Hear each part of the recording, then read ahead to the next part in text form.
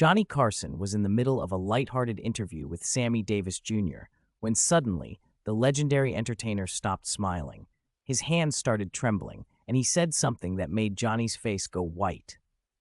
What Sammy confessed in the next 3 minutes about what happened to him in a Las Vegas hotel room wasn't just shocking, it was a truth that white America had been refusing to see for decades, and 20 million viewers had no choice but to listen.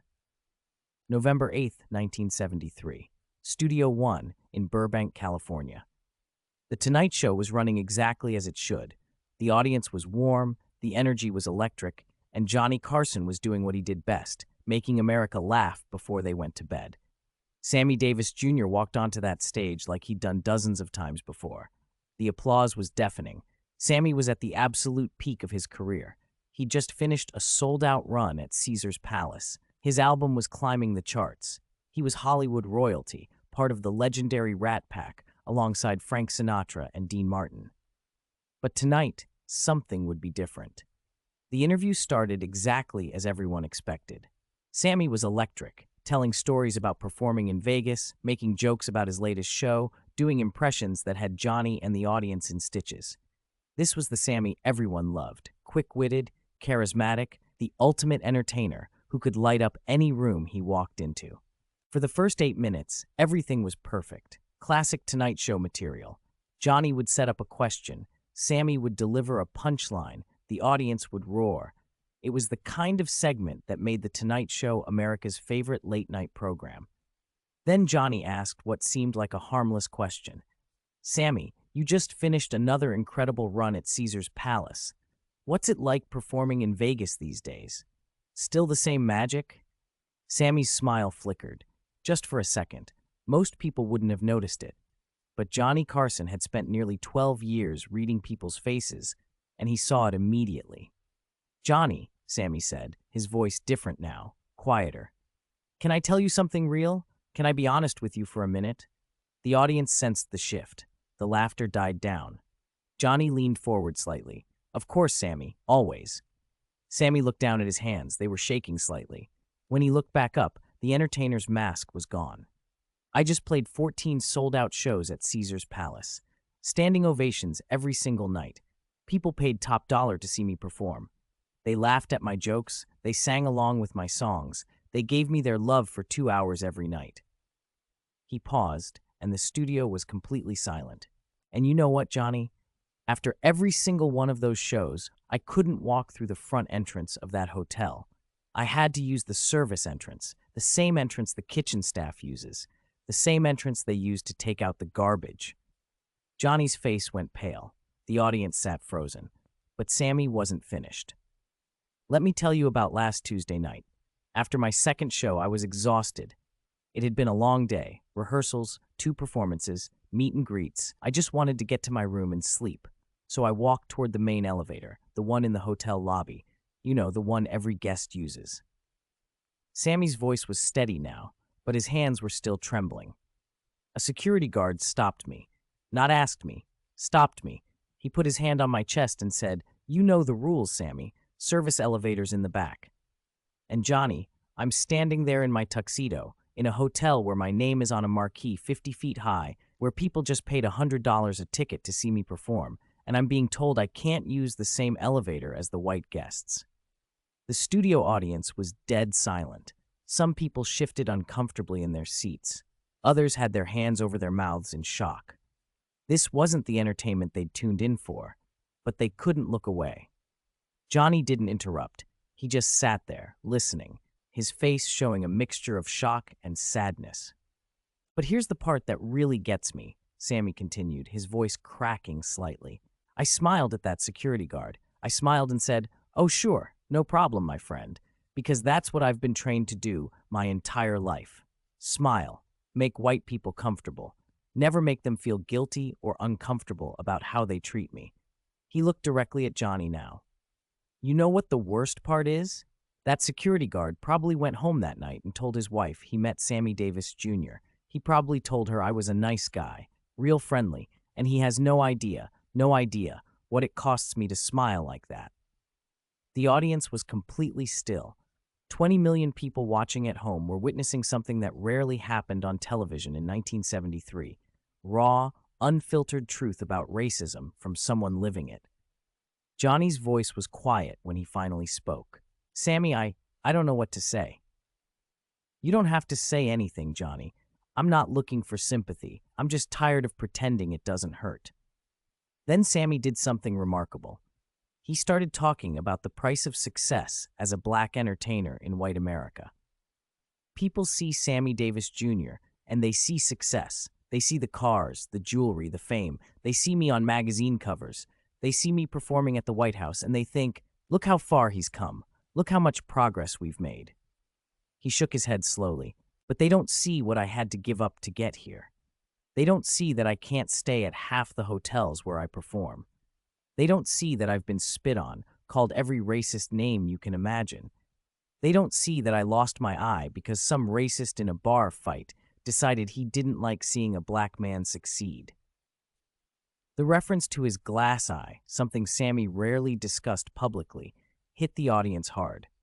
They don't see that I have to be twice as talented, twice as professional, twice as accommodating as any white entertainer just to get the same opportunities.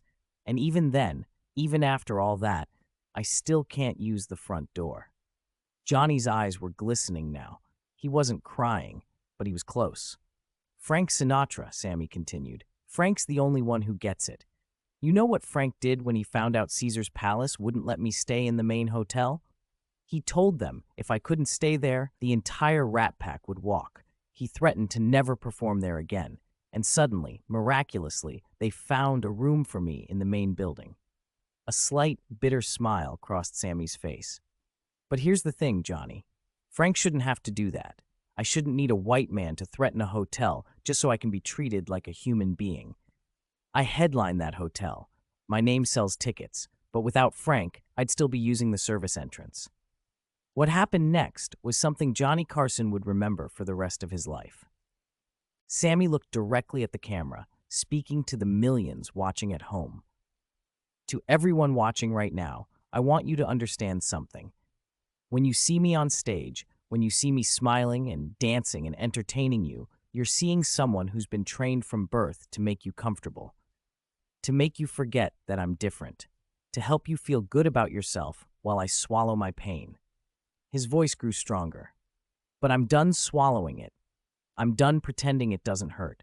I'm done protecting white people's feelings while my own dignity gets trampled. If that makes you uncomfortable, good. You should be uncomfortable.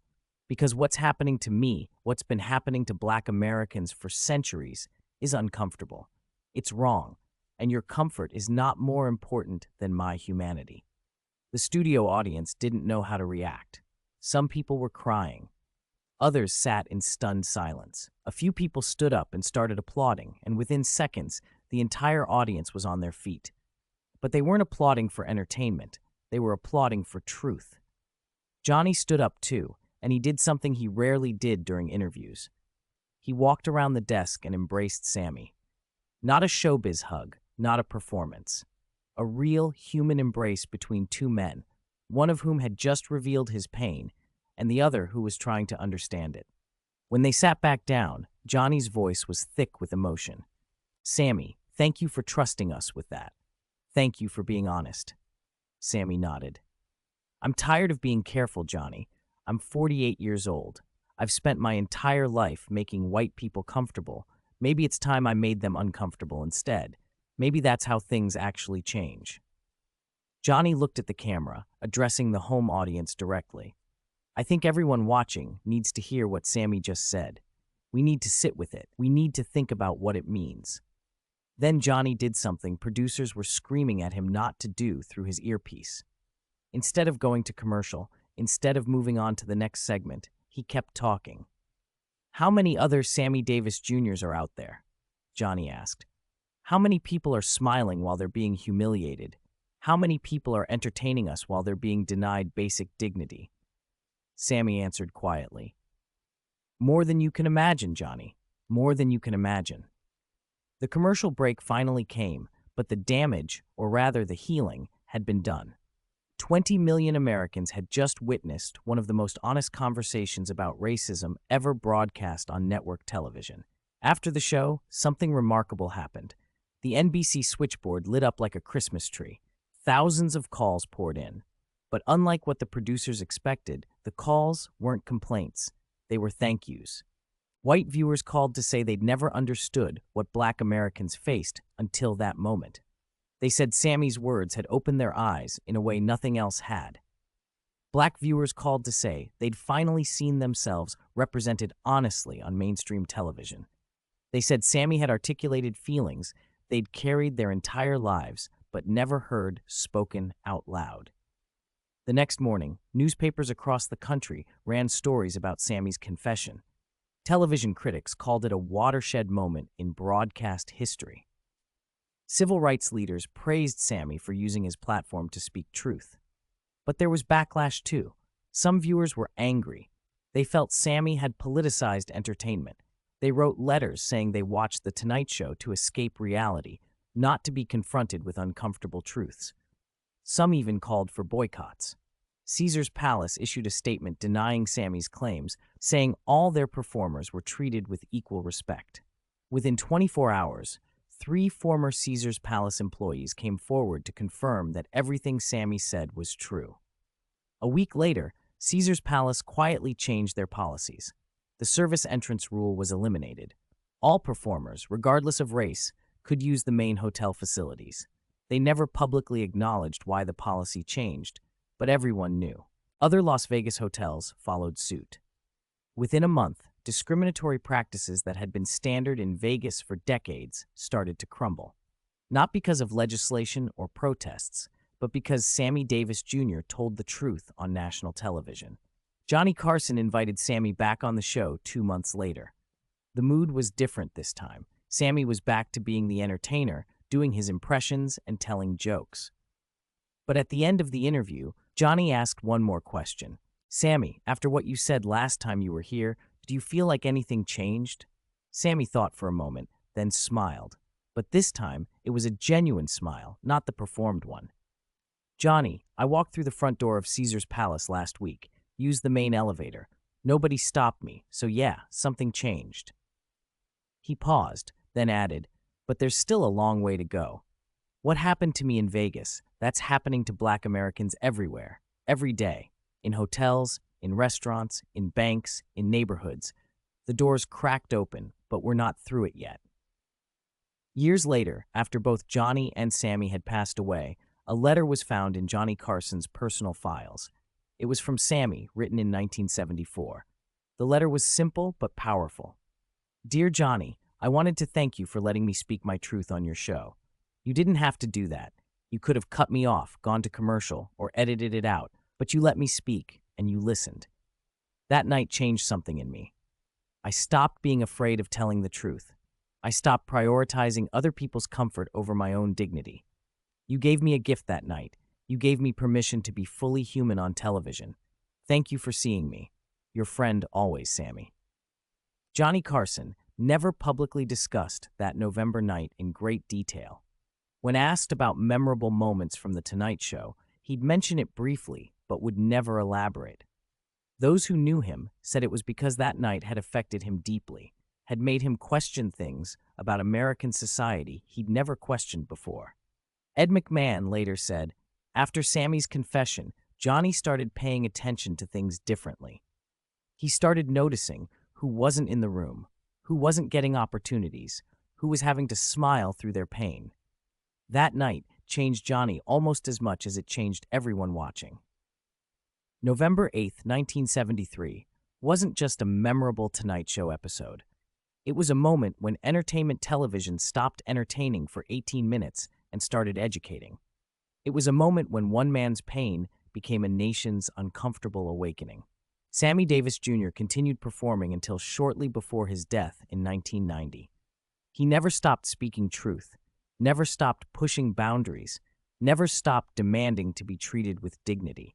The service entrance moment became part of his standard interviews, a story he told to remind people that success doesn't erase racism, it just makes it more visible. When Sammy died, Johnny Carson attended his funeral. He didn't speak publicly, but those who were there said Johnny stood at Sammy's casket for a long time, his hand resting on the mahogany wood, saying goodbye to a friend who taught him that sometimes the bravest thing you can do is stop smiling and start telling the truth. Today, when people talk about The Tonight Show's most important moments, Sammy Davis Jr.'s confession is always mentioned. Not because it was entertaining, though Sammy was always entertaining, but because it was real. It was a moment when the mask came off, when the performance stopped, and when America had to look at an uncomfortable truth it had been avoiding. The service entrance is gone now. The discriminatory policies have been officially eliminated, but the legacy of that November night remains. It reminds us that progress doesn't happen when we make people comfortable. It happens when we make them uncomfortable enough to change.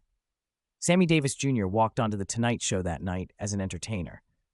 He walked off as something more important, a truth-teller who refused to smile while being disrespected, a man who chose dignity over comfort, and a performer who realized that sometimes the most important role you can play is yourself, completely and honestly. Johnny Carson gave him the platform. Sammy Davis Jr. gave us the truth. And 20 million viewers learned that the front door should be open for everyone, no matter what their skin color looks like. The question Sammy asked that night still echoes today. How many people are smiling through their pain? How many people are making us comfortable while they're being treated with disrespect? And most importantly, are we willing to be uncomfortable long enough to actually change things? If this powerful story of courage and truth moved you, subscribe to this channel for more untold stories from Hollywood's golden age. Share this video with someone who needs to hear that dignity is never negotiable. Drop a comment about a time when someone's honesty changed your perspective.